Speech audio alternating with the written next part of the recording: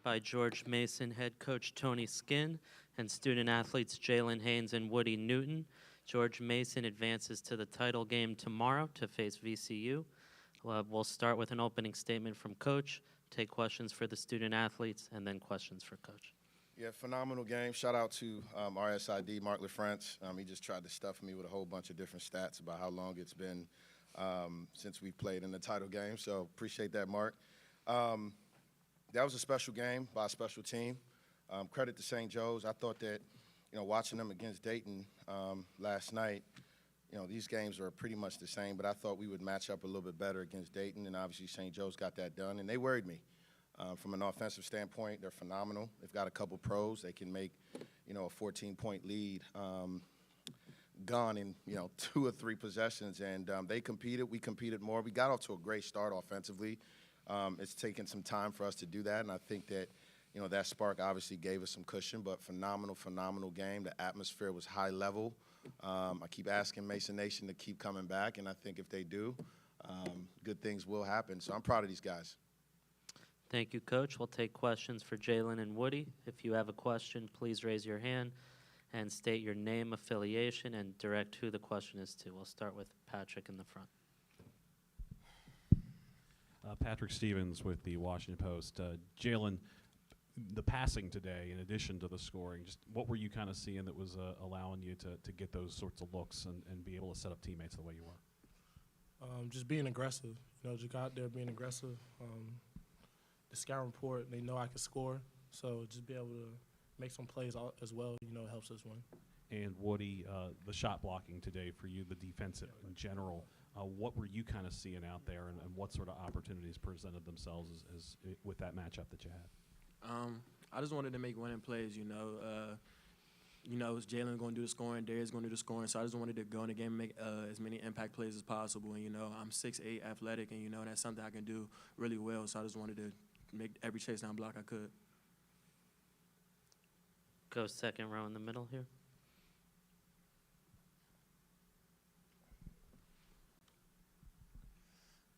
For Jalen, Joe Zemansky, Giant Killer. Talk about the atmosphere again today over the last 2 days for Mason Nation. How much has it meant to you guys as players and as the team to see them turn out like this? It means a lot. We're not far from campus, so we have a great support team, and they inspire us to go harder every day. So it's great for us. Go second row on the other side. Marcus Washington, MTC Media. For Woody, you forced both Fleming and Reynolds into tough shooting days. Just what did the scout look like coming into today that made it so difficult for them?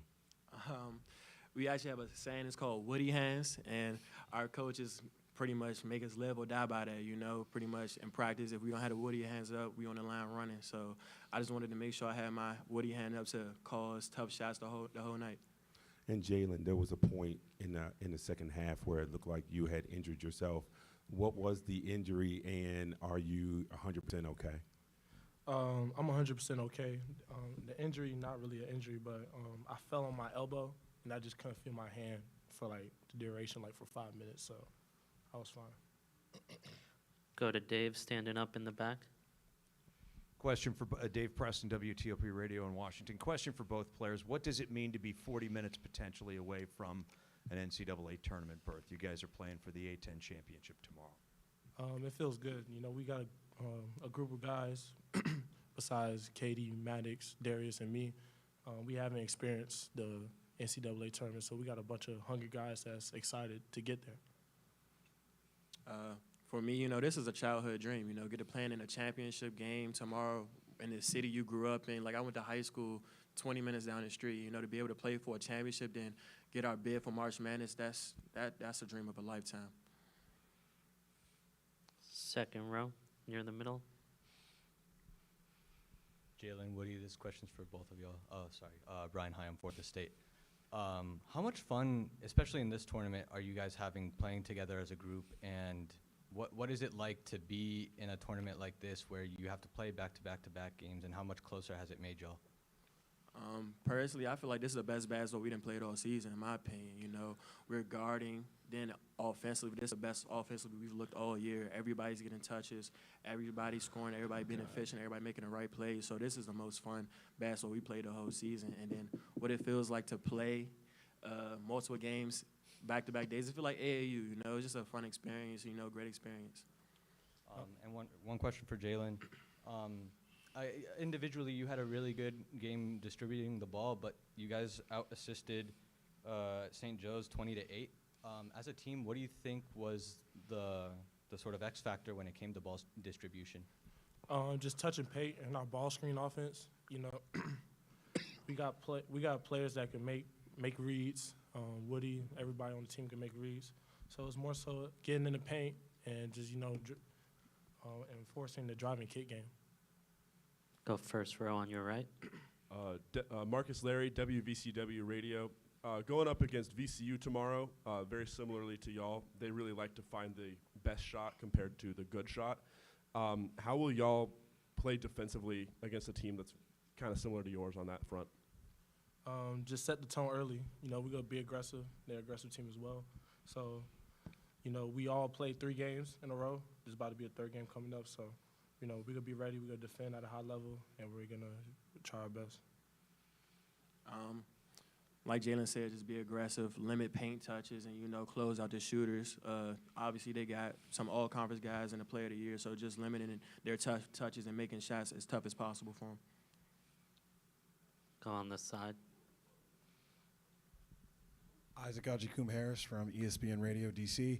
For Jalen and Woody, both of you guys, I know Coach Skin doesn't like to think about nostalgia when it comes to this building, when it comes to this program, but if you guys know your history, what does that mean to you guys going on this win streak, kind of emulating your coach, getting ready to go to the tournament possibly? You know, it means a lot. You know, we present Eagle Bank a lot, and we look in the Raptors. We haven't been to the NCAA tournament in a while, or even in the A-10 tournament. This will be a championship game. This will be the first. So, you know, it means a lot. We here to get banners up there, and we here to compete. I feel like it's just, like I said, it's a dream come true, man. It's a childhood dream to go to March Madness. And to be able to be one of the only teams in George Mason history to do that, that's why we call Team 59, because we keep doing something special. So we just going to keep thriving to do something special. We'll take one more for the student athletes, 3rd row near the middle.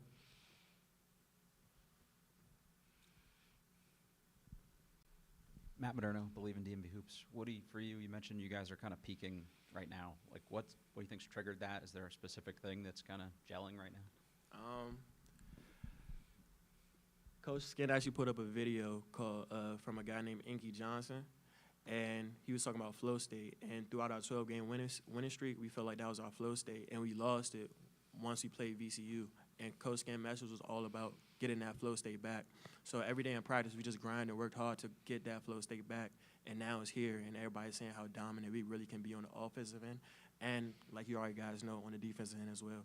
So we're just going to keep riding our flow state until we can no more. Okay, thank you guys. You're good to go. We'll see you tomorrow. Questions for Coach? We will start with Patrick in the front.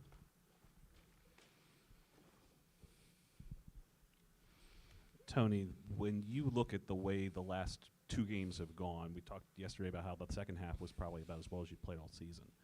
What do you think has kind of triggered these stretches that you've been able to have so far here this week? Yeah, I think for one, when you win 12 games in a row, like Woody just mentioned, it's I say it all the time, you know, winning is contagious, but losing is around the corner. And obviously having to go on the road to Richmond against a very, very good VCU team, a tournament team, you know, I knew we were going to have to play as flawless as possible to come out of that game with a W. And, you know, you end up losing that game. Things get a little weird. You then go to Duquesne, and you're just not feeling as confident as you felt. I just wanted to remind these guys who they were. You know, one of the better teams defensively in the country, and we were going to have our opportunity to kind of get our flow state back. And you know, having the presence of our fans, being comfortable with being down the road and playing in an arena that, you know, feels sort of like a home arena. That's why these guys are playing confidently. I'm not that smart. But somehow, some way, our offense is clicking at the right time, and I'm happy about it. I knocked on wood because we've got 40 more minutes tomorrow in about 18 hours. But, again, this is a tremendous game, and, from a defensive standpoint, man, that's who we are, and, we set the tone. I think we held them to 33% from the field. Against a team like that, that's phenomenal. The work that Woody was able to do, really at both ends, but particularly the shot swatting and just the general man-to-man defense, when he does that, how different do you guys become? Yeah, I'm going to throw Woody under the bus. I'm finding one player to throw under the bus per press conference here. I've known Woody for a long time, and, you talk about, relationships. You talk about full circle. I recruited Woody, when I was an assistant at Seton Hall. It obviously didn't work out, but, the relationship that we kept over time with his coaches and his family, it brought him to Mason. And I've always told Woody, I thought, when Woody's Woody, I think Woody can be a pro because he's 6'8", he's got a 7-foot wingspan, he can shoot the basketball, he's got to get a little tougher. But when he does those things, we're such a different team. And, sometimes it takes some time to be able to kind of figure out what's important, what you can do to help the team. You got to credit a guy like Jared Billups who embodies that at a high level, and everybody else just kind of follows suit. And when Woody's playing like that, I think we're one of the better teams, not just in our conference, but in the country. Go first row on your right. Marcus Larry, WVCW Sports. You played at VCU not too long ago, and in that press conference you had mentioned that you believe both those teams are tournament teams. Has that sentiment changed at all, and do you think y'all win tomorrow, VCU still a tournament team? Absolutely. I'm just trying to think, again, from you got so many different people that have so many different opinions. We've got 26 wins. I believe VCU has 27 wins. How does that not garner a conversation about playing an NCAA tournament? Two teams that are, the best two teams in their league. The metrics say it. I don't understand why we're not in that conversation. I think VCU is a damn good team. That's why we're co-champions.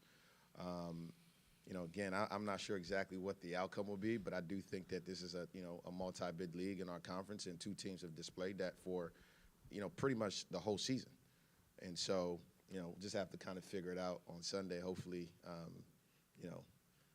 one team's figuring it out a little bit better than the other. Go to Dave in the back. Tony, 26 assists today on 26 made baskets. That's something you hope for in practice, let alone an A-10 semifinal game. What was cooking for you guys offensively? I appreciate you giving us 6 extra assists, but I think it was 20. No, I thought 20, 26.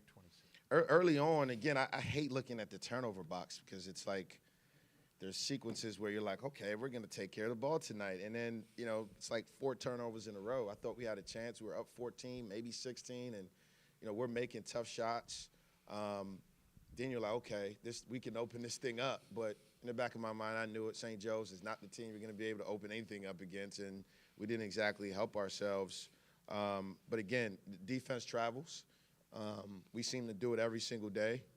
Been able to do it without any injury, and we're able to do it at home. So all those things, man, it's a domino of a big reason why we're where we are right now. So. And to follow up, VCU on tap tomorrow. Lessons learned from the game you guys played down there last month. Poise. I think we got to play with poise. I thought we played a pretty good 20 minutes, and we knew that they were going to turn up. It's their home floor. It's one of the better home floors in the country. Shout out to Dayton for that W that got us the title. But now it's a neutral floor, and I've been saying it for the 2 years I've been here. I think both programs deserve to see each other twice a year, and if this is as close as it's going to get, I'll take it. That's a phenomenal team that's proven that they should be in the NCAA tournament. It's going to be a really good college basketball game. Second row. Hey, Coach, you brought up the turnovers.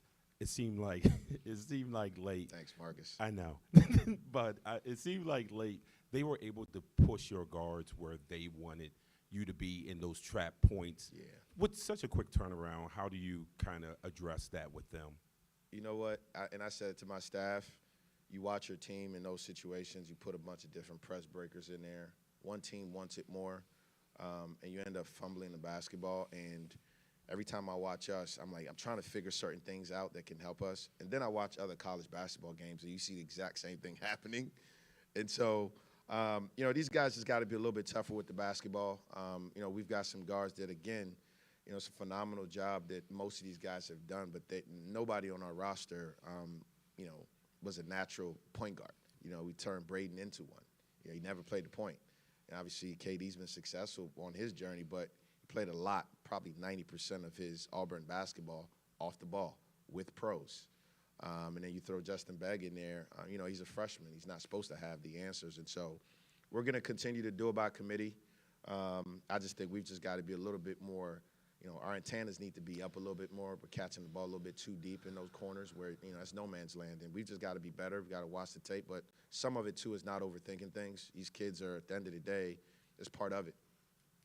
And as far as your three-point shooting early, Darius Maddox hits a couple. Even Zach hits the one that's wide open from the corner. How does that open up the floor for Jalen and for you guys to actually have gaps to drive through? Yeah, I said it before this tournament. If you can get your two all-conference guys clicking, which, they kind of yin-yang off each other. One guy has a good game, the other has a subpar game. So far, both guys are showing why they're all-conference, and combined for 41 points, and obviously early on got us off to a great start. Beautiful thing about basketball, you see that thing go in early on in the game, and you feel pretty good. Your flow state and your mojo is right in the right place, and Darius Maddox, Zach Anderson. If you leave Zach Anderson open, when his feet are set, he's going to make it. He just hasn't had enough of those opportunities, and I'm staying true to just keeping the confidence going with these guys. That's why he's still in the starting lineup, because I know he's going to give us something. He's done it. Woody's done it. And it opens up the floor. We know what Jalen can give us. We all know that. He's the biggest mismatch in our league. You can't guard him one-on-one. You have to double him. And anytime he's got his antennas up and he's spraying it, good things happen. Go to Zach, standing up on your left. Zach Joaquin, Richmond Times-Dispatch. Coach VCU George Mason in a conference final recalls some CAA memories. For a lot of people, does it do the same for you? 1,000%. 1,000%. It's sometimes you got to speak things into existence, and I knew early on, according to the experts, obviously VCU was where they needed to be, and I knew we had some work to do, but I also knew we had a chance to be pretty good just because of the talent we were able to put together. It's a major reason, I was dumb enough to get scheduled a Duke and Marquette game, and we had to learn some hard lessons along the way, but nevertheless we were able to kind of figure it out. And, I'm just happy to be in this position. VCU is a damn good program, and I'm excited. Go in the middle.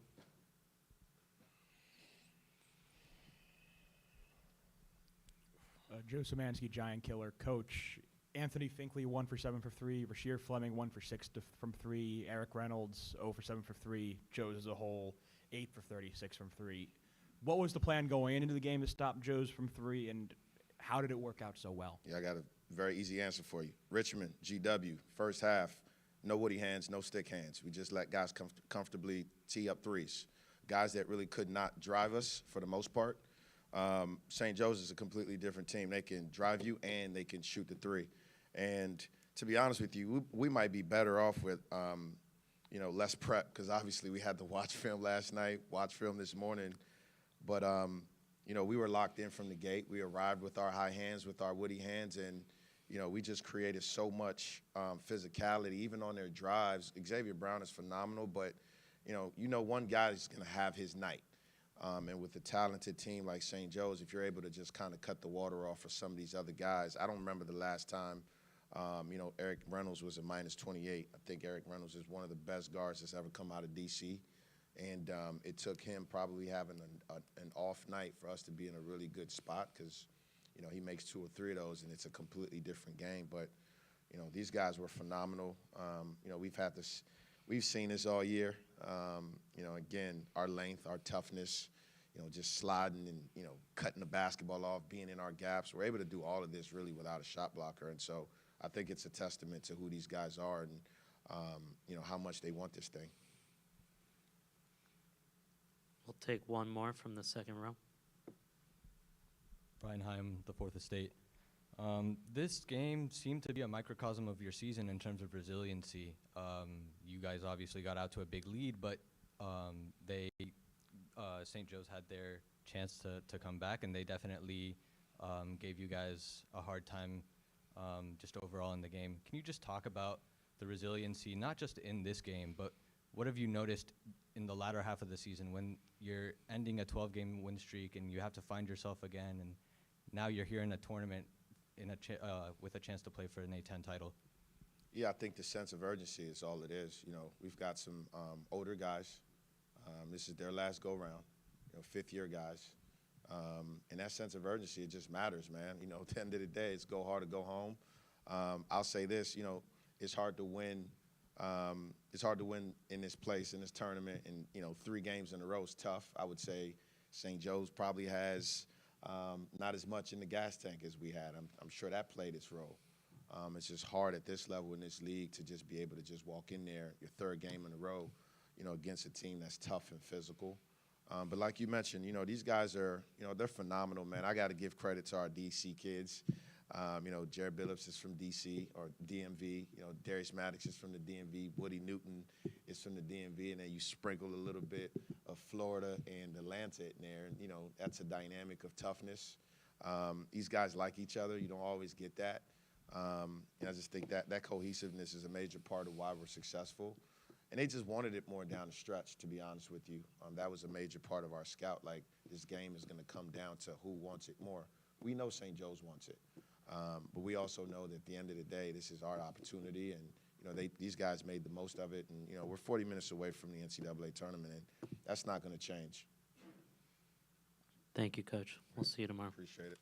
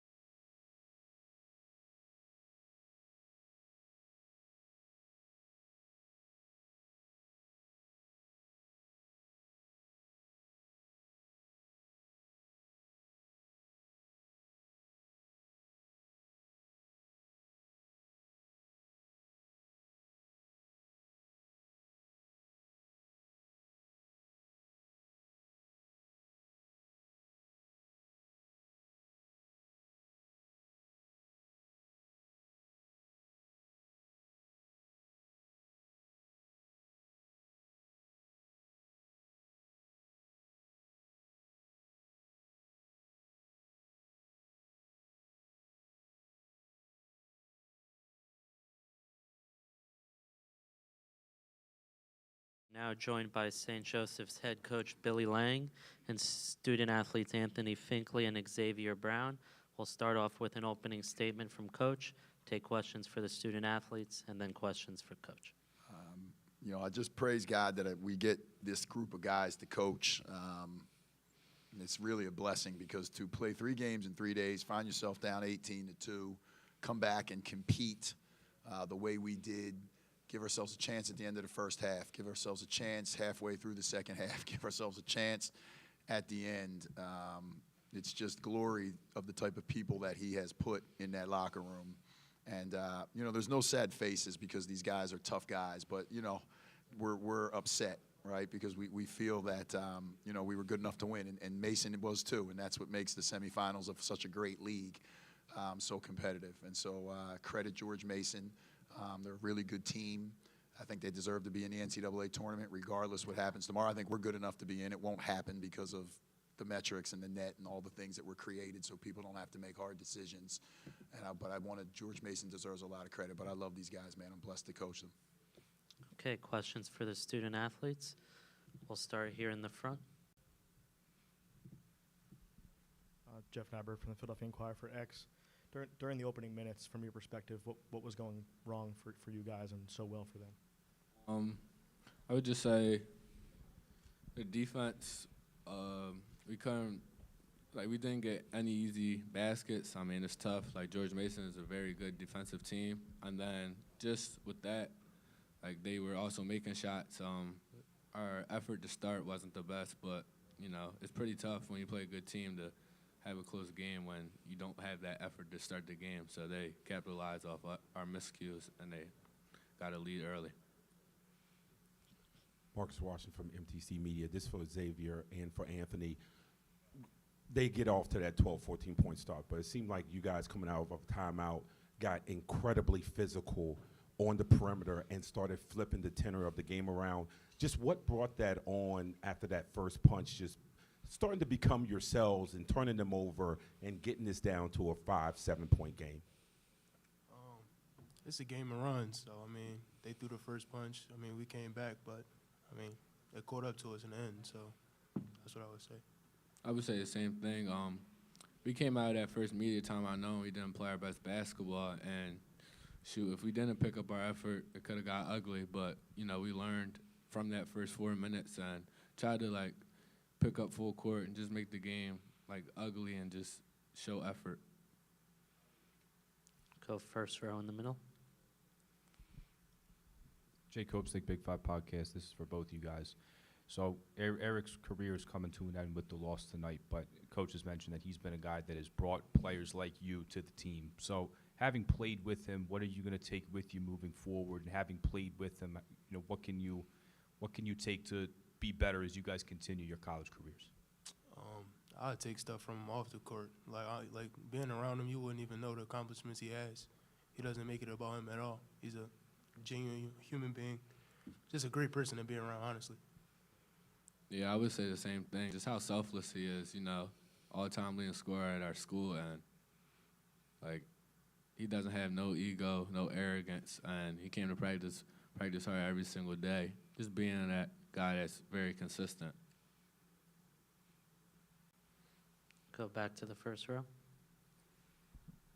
I guess for either player, how much did the short turnaround from last night and going to overtime impact you? Were you able to get sleep?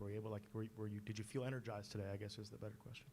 I mean, I think we felt energized. We got a chance to play basketball, so we were just grateful for the opportunity.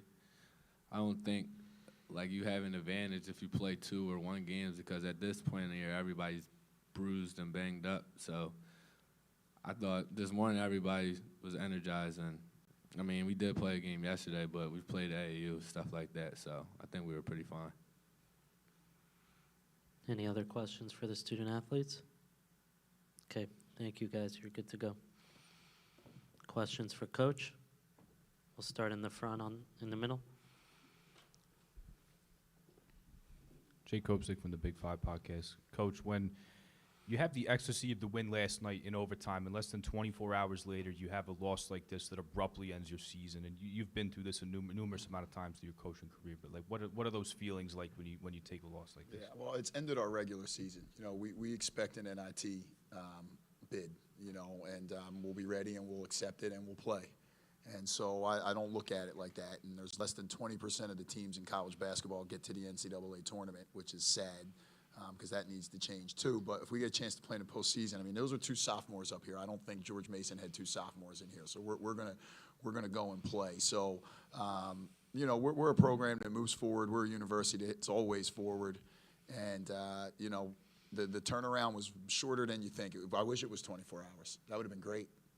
It wasn't that. And so I think, you know, you'll have to like kind of decompress through all of it and, you know, find out tomorrow night where our destiny is and be prepared to go compete again. I'm looking forward to it. Love coaching this group.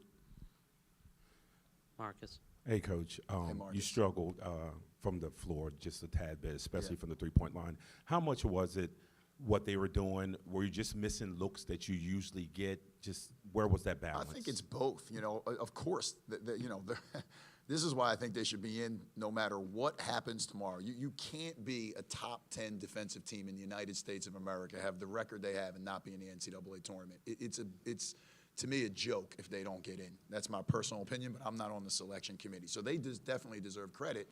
But then we also had some looks that I think we can make. And so, you know, our 36 shots from the perimeter, all great shots? Probably not. You maybe take 6 or 7 back. Some are situational.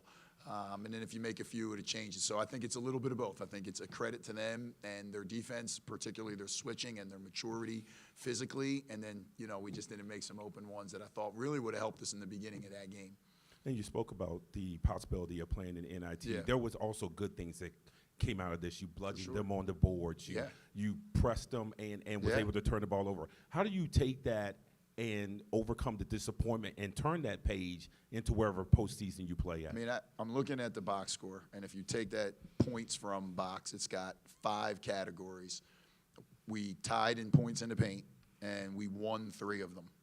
But we lost, you know, and so there's a lot of different ways to win. I think that's been the growth of the program over this season is we've become one of the better defensive teams in our league. We do it differently than they do it, but it's still the same impact.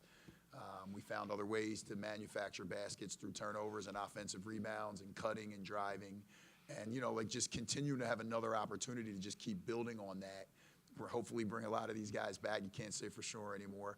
Bring a lot of these guys back and then just continue to carry this momentum into an off season and into another season. Our vision here of being a sustainable program and a big time league is coming closer and closer with every passing year. I think we're the only team that's been in this, us and VCU, you know, the only team that have been in the semifinals the last 2 seasons. You know, I think that says a lot about where we are. And again, another opportunity to play in the postseason. These things will add up, and when we're ready to make the NCAAs, we'll be there and we'll get some stuff done. Billy, X mentioned he thought maybe the effort wasn't there. I didn't agree with that. I was going to ask you if you agree with that or not. No, I mean, like, I think more of it is like the awareness to like, okay, we're missing shots, and you can use your defense to stay in the game. I think it's more that. I don't ever question this group's effort. Execution sometimes, maturity sometimes, but our effort was there. And I don't want to discredit George Mason, you know, but so when you're missing a few shots like that and they get a few runouts on turnovers, you know, they were able to get some easy ones that were there. I thought maybe our communication at the beginning, which is an inspiring element of effort, was not where it needed to be or could have been. Perhaps it was the environment, perhaps it was the fatigue, I don't know, but once we picked it up, we did it. Like, could it have been 16-2, 14-2, maybe 18-8? It's a different game, but 18-2 is hard to come back after 3 days. When you have to come out of a hole that's that big early, how much does that impact the other holes you have to climb? Yeah, I mean, it's all of it, you know, because it's the human body, you know, but our spirit was willing, which is what I loved about the group, you know. And so, you know, I thought that there were 2 sequences in the game that I thought were really big. Let's take the first one, well, outside of the beginning. Right at the end of the first half, we have we have 2 possessions offensively to cut the lead to 5. Or maybe when the lead was 5, we miss a layup, and then we miss a 3 at the end of the shot clock. So those are like 2 possessions, and then they get that run out at the end of the half So that, and then when we got it going early in the second half and got it to one, like they banged 2 threes on some mistakes that we made. And I thought those were the situations. Can you go into halftime down 5 or 4? Can you get the lead by 1 or 2 or 3? And then maybe the game just unfolds differently because our defense in the second half was outstanding, right? Like great, like one of the best halves we've had all season. Any other questions for Coach? Awesome. Okay, All right, guys. thank you. Thanks.